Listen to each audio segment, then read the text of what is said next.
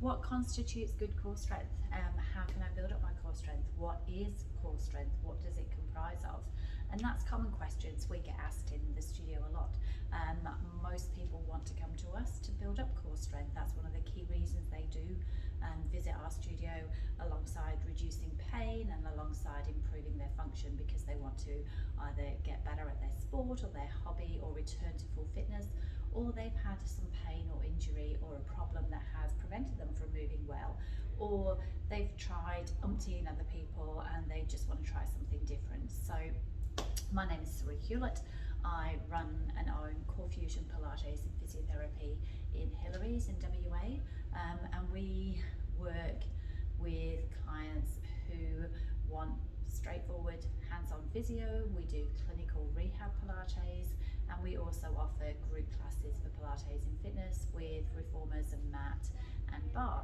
And because we're an all-encompassing studio, we have the expertise and the knowledge to get you from down here with your core to up here. So it doesn't matter if you've had back pain for years and years and years, and it doesn't matter if you've been an elite athlete, we can always get some improvement in you.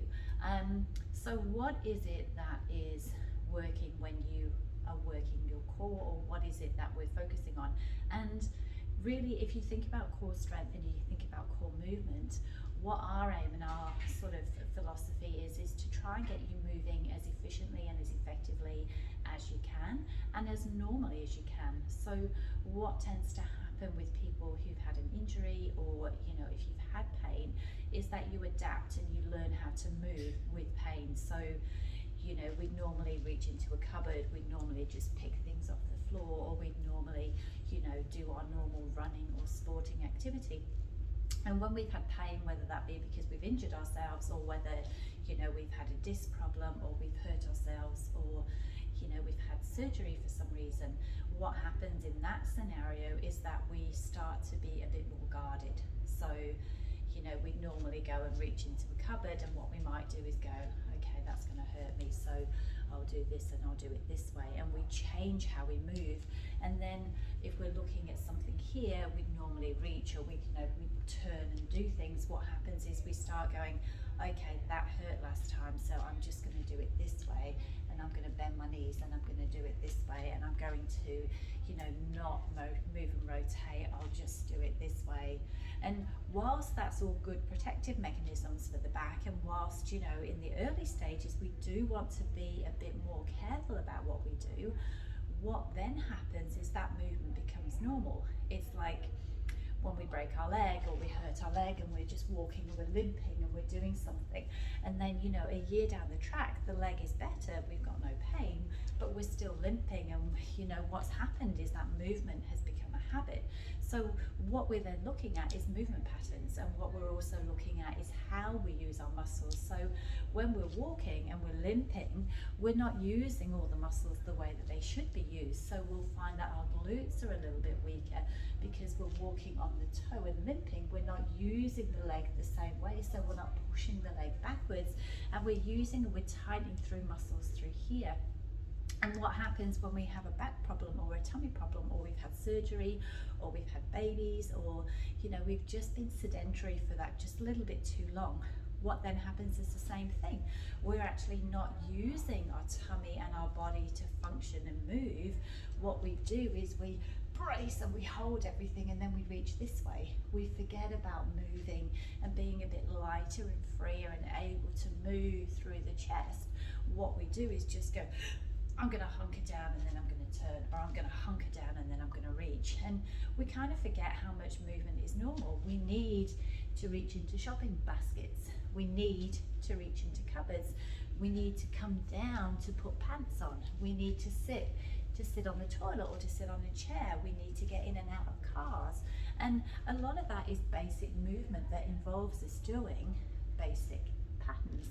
But if we're braced through our back and using these back muscles all the time, and not using our tummy muscles to support us, then what happens is we get worse back pain. So when we try then to move, the back pain hurts more, or we try and move and we fatigue a bit quicker, because what's happening is we're not using the support muscles.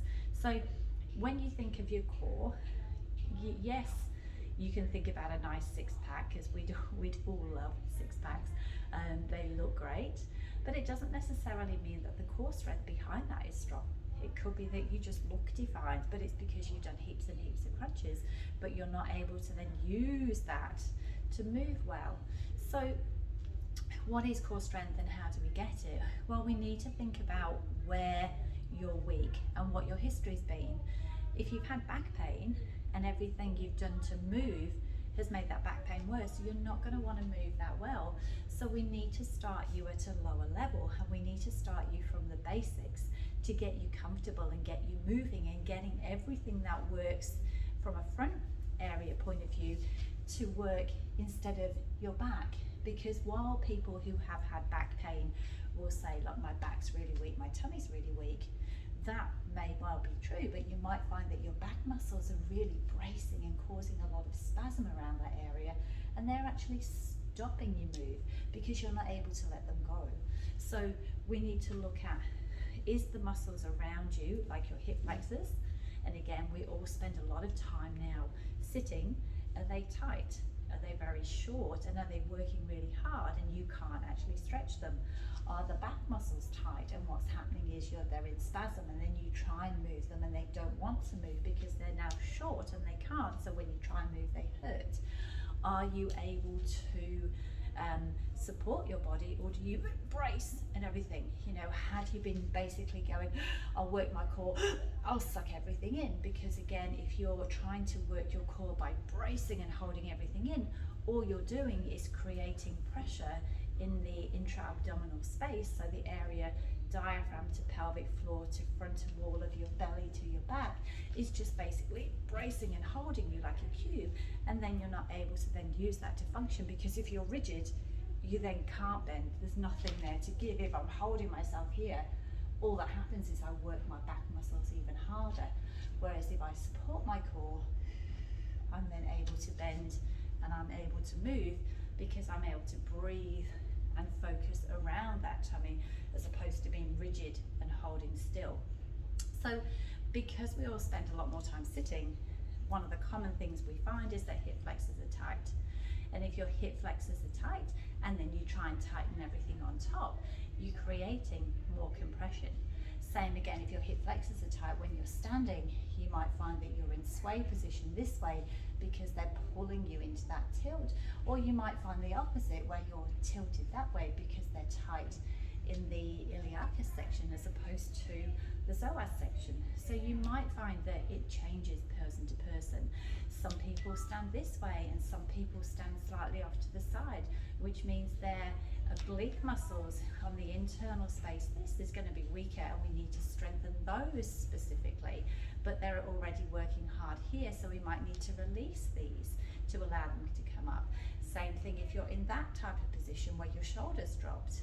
Most people will correct it by lifting that shoulder up to try and come up to the same level, but what's actually happening maybe is that your quadratus lumborum muscle at the back is tight.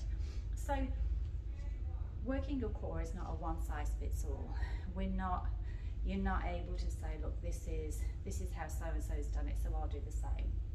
You really need to look at what is working for you, what's not working for you, what is overworking because other muscles are underworking. Why is your core weak? Have you had surgery? So what's happened is the muscles and the nerves have forgotten what to do and they've become inhibited. Have you had back pain, and back pain has caused other muscles to splint, and these muscles again have forgotten what to do. So we're actually having to teach new pathways, because then if you go and splint them and overwork them, you're going to find that your problem gets worse. And this is why people who have, they go and they do something and they say, look, I can do 3 sessions at boot camp, or I can do 3 exercise sessions, but if I do the 4th, that's it, my body fails and I'm back to square one.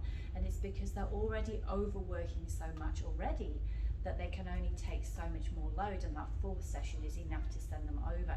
So what again we need to do is backtrack a little bit and build up the baseline so that you can do 5 or 6 sessions and you can get yourself improved.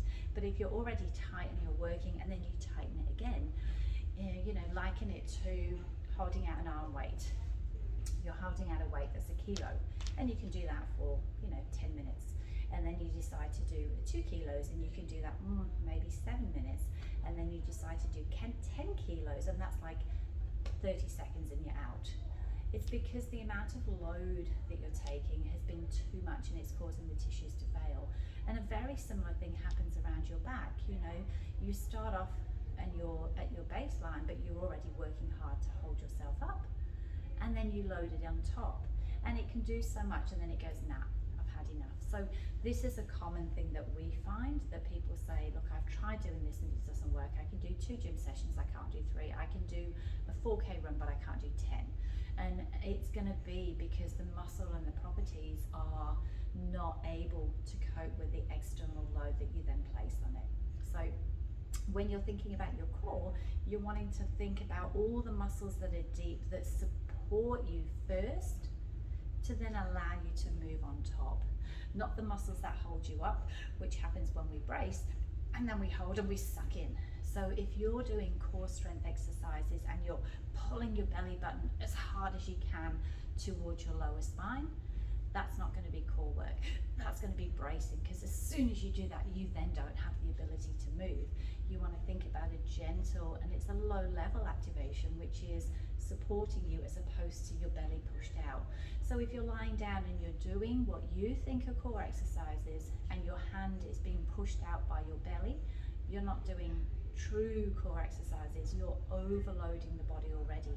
And we want to be able to control the body, keep it nice and stable, and nice and able to cope with extra load on top, and then work to increase.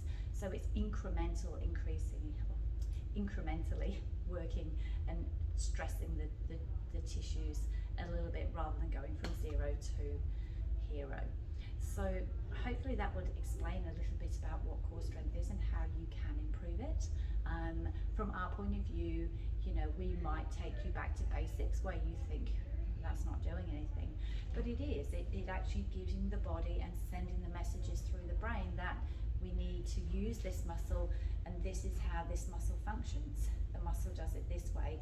We're not lifting and doing it as fast as we can. We're holding the body still, and we're floating the leg up so we can get some core muscle work, and we're controlling the leg back down, rather than very quick, or we lean backwards and we're doing other muscle activation instead. So if you'd like to work with us, then give us a call. We have various options, from coming in person to doing stuff with us online, to doing group work, to doing one-to-one work. So we've been at this for many years, and we know our stuff. Or if you have a question, feel free to flick us an email at info@thecoreexpert.com, and we'll see what we can do to help.